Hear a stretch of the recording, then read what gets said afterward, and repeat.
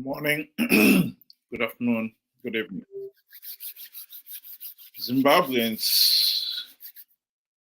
have got a very short memory. And those who do not learn from the past are invariably going to be exploited by those who are unscrupulous.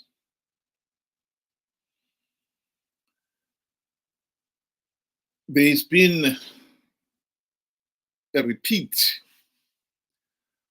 of what I can only call as failure by the people of Zimbabwe to learn from the past. We keep repeating the same mistakes over and over again. Remember, November 2017, the military coup.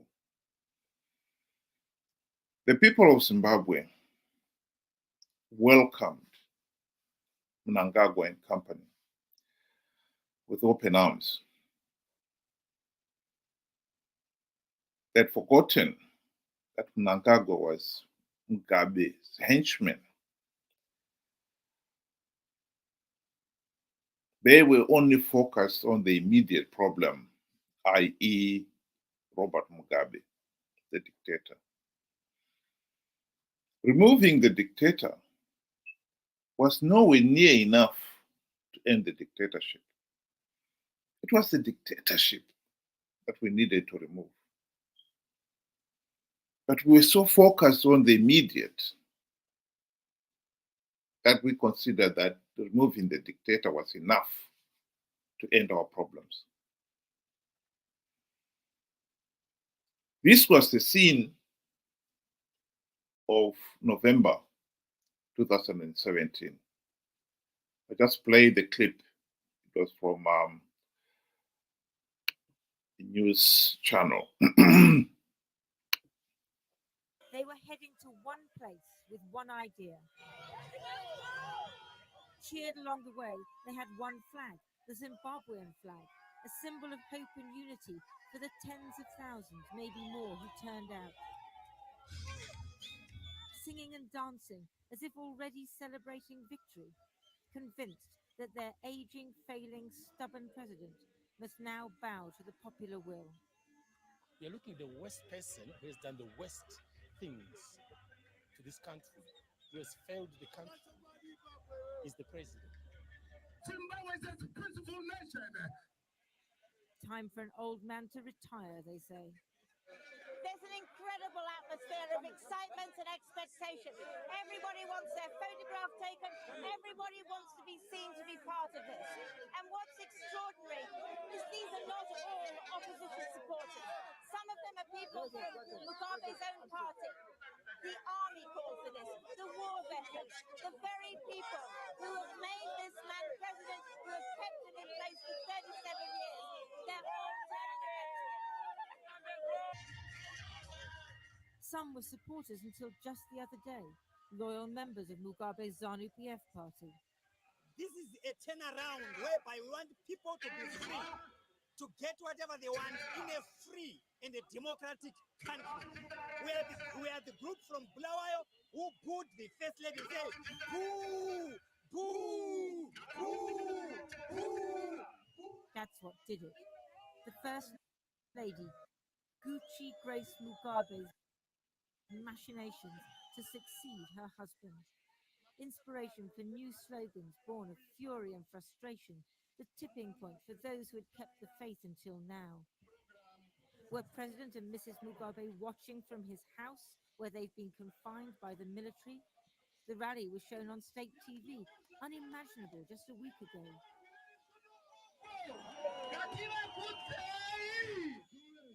Dignitaries swept up, former ministers, veterans of the Liberation War, once the bedrock of Mugabe's support.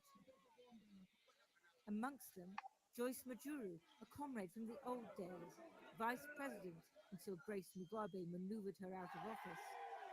Nowadays, anyone who opposes the president is a hero to this crowd. When must Mugabe go, Mrs. Joyce? We know the program is going to come now. Will he go? Another ousted vice president, Emerson Mnangagwa, is touted as Mugabe's replacement.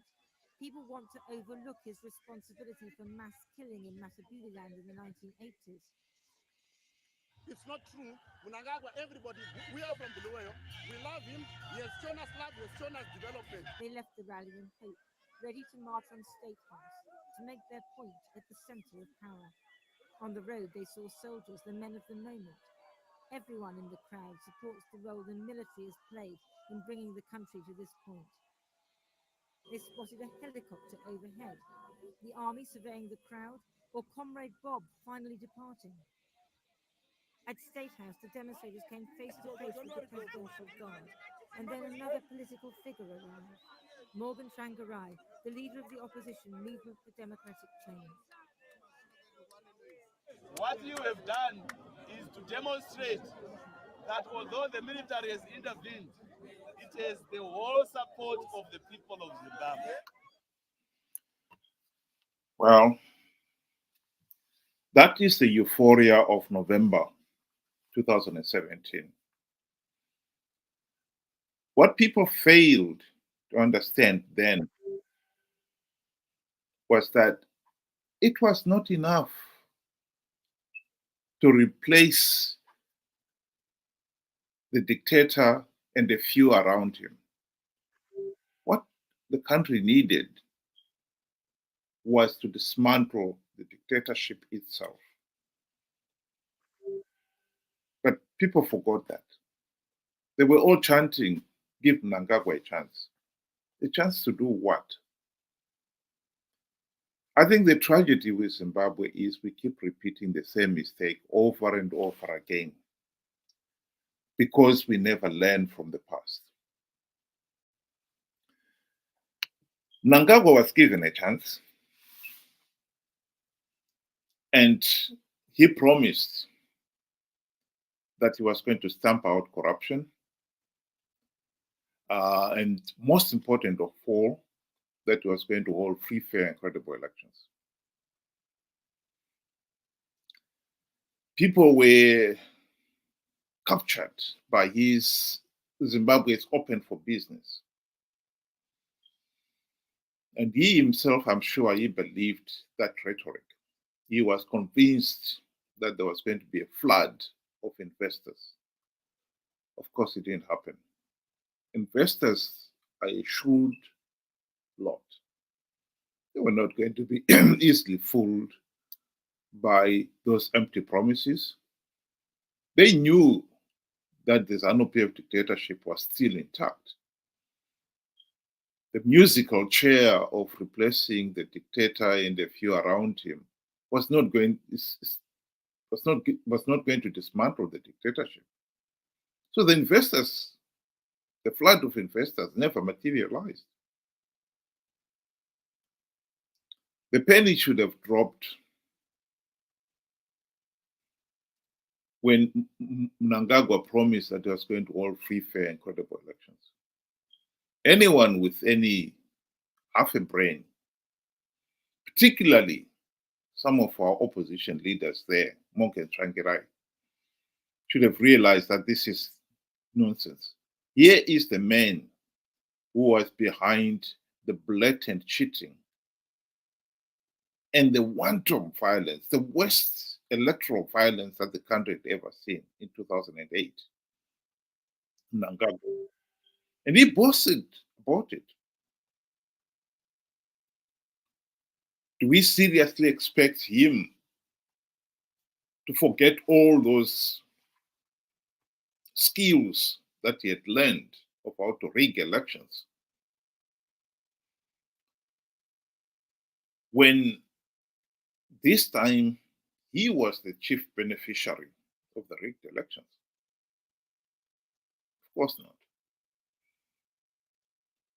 And in July 2018, he blatantly rigged those elections. Just 8 months after the coup. 8 months after he promised to hold free, fair, and credible elections. The penny should have dropped then. But unfortunately, for some people, it did not. some people were still chanting, give Mnangagwa a chance. Now, it's been 6 years since the military coup. I think the penny has finally dropped. The economy is in a mess, although he himself, of course, has maintained the propaganda. He still maintains that Zimbabwe will become an upper middle income nation by 2030, in 6 months, in 6 years' time. Although the evidence on the ground shows that the country's economy is getting worse and worse.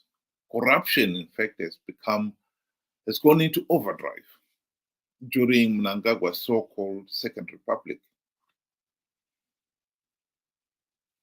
Last year, the nation was speechless watching the documentary, Al Jazeera documentary on the gold mafia, when it was revealed that up to 80% of the country's gold was being smuggled out of the country. In other words, the country was not benefiting anything at all from the smuggled gold. 80%. Gold worth 2 billion US dollars per year, 80% of it. That's 1.6 billion just disappearing. Sakatika. The economy is in a mess. There's not going to be any meaningful economic recovery as long as people know Zimbabwe is a pariah state ruled by corrupt, incompetent, and tyrannical thugs who've kept their position in power by rigging elections.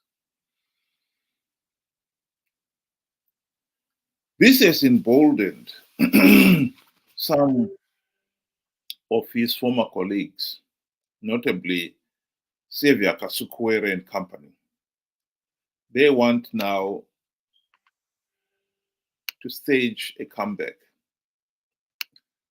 And so we are seeing now Xavier Kasukuwere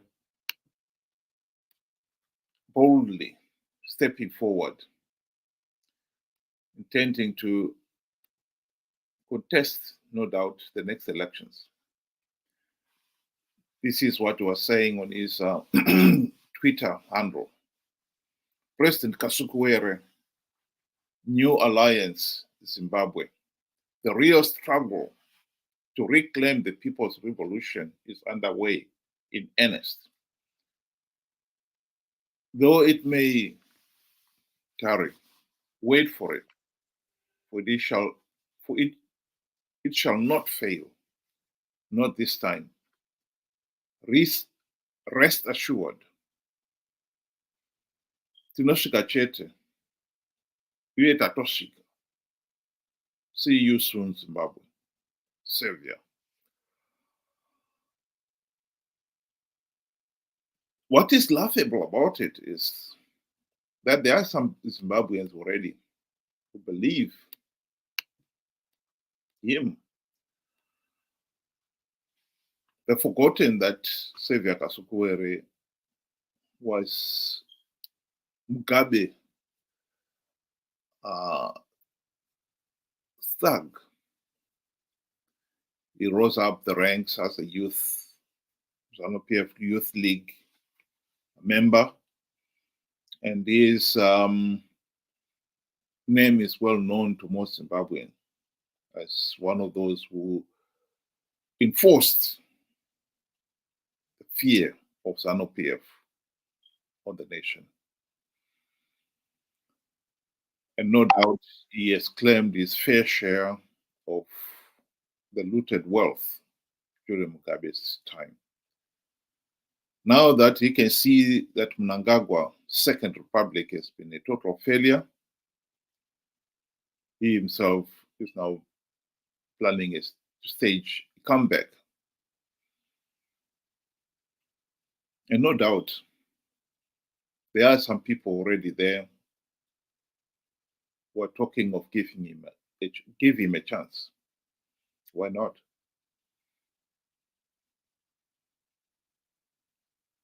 If Mnangagwa was given a chance, and he's a thug, no different from Kasukuwere himself, why shouldn't he ask for to be given a chance too?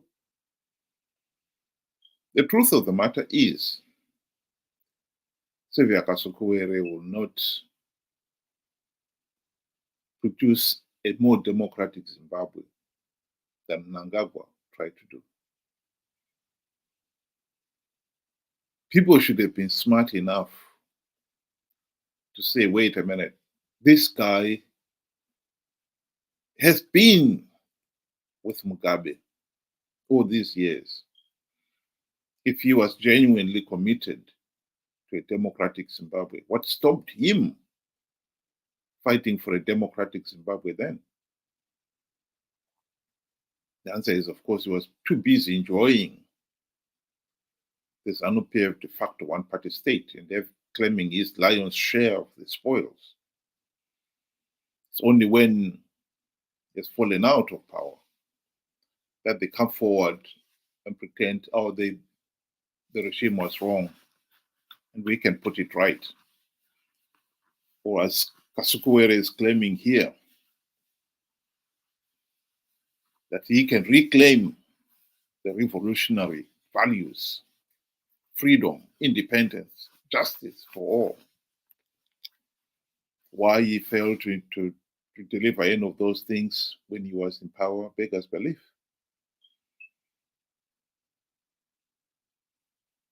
Zimbabwe is a failed state. And I think that we, the people, must take that seriously.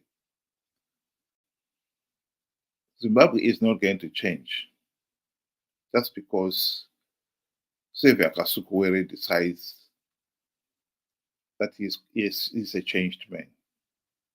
No more than when Mnangagwa claimed that this was a second republic, he was a changed man. He hadn't changed. Nothing changed. I find it laughable how some people even compare Robert Mugabe with Mnangagwa and try to convince themselves that Robert Mugabe was better than Mnangagwa.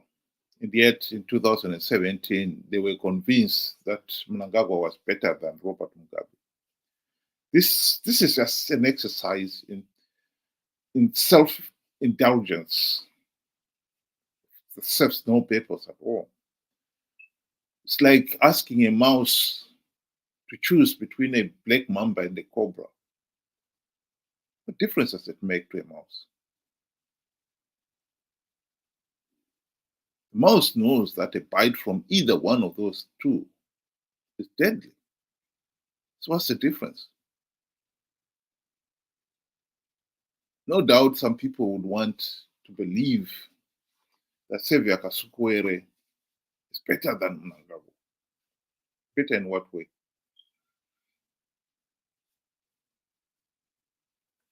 You ask the people from the province he came from, particularly the years relating to 2008, they will tell you of his involvement in the wanton violence of 2008. As for him being corrupt, I think if there was to be a lifestyle audit, Kasukuwere will go straight to Chikurube because he can never explain how he amassed some of his wealth.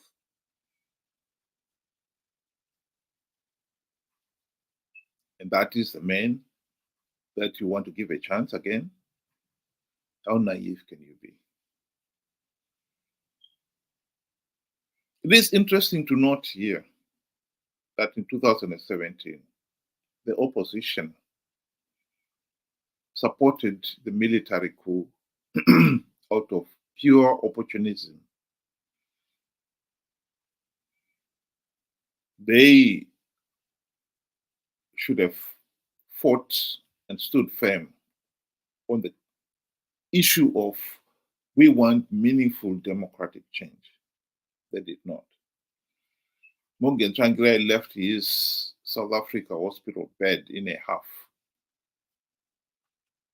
when he was promised that Zanu PF wanted a GNU. It was his chance to get back on the gravy train, and he couldn't wait.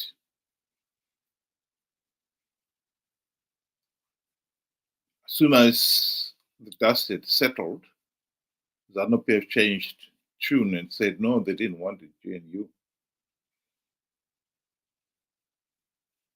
And poor Mnangagwa and company found themselves out in the cold again.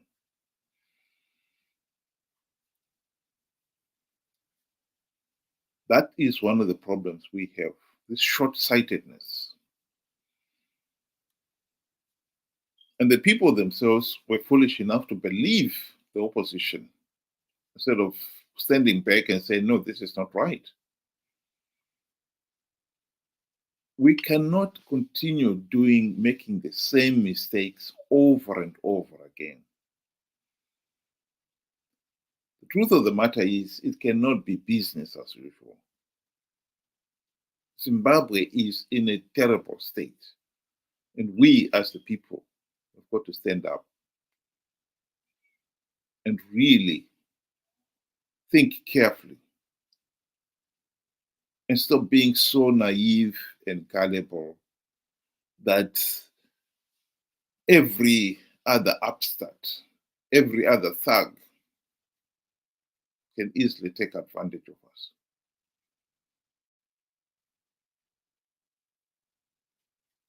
The issue of free, fair, and credible election must be firmly on the national agenda for Zimbabwe. The issue of participating in the 2028 elections without first implementing the democratic reforms must be firmly on the national agenda. Anyone advocating participating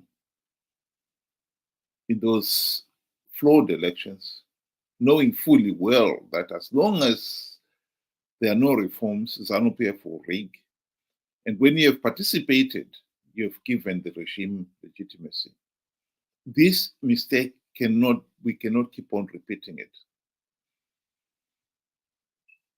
We should not allow ourselves to be conned by thugs like Savior Kasukuwere, promising that he is now going to take over from Mnangagwa and restore the revolutionary values that we missed. Kasukuwere would have participated in last year's elections were it not for some technicalities. He was participating in those elections, knowing fully well that no reforms had been implemented. No doubt he was confident that if Zanu PF can rig, he can do his own rigging too. But that is not the solution the country is looking for.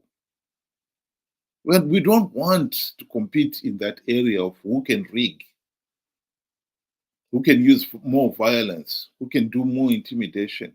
That is not the league we want to play in. We want free, fair, and credible elections.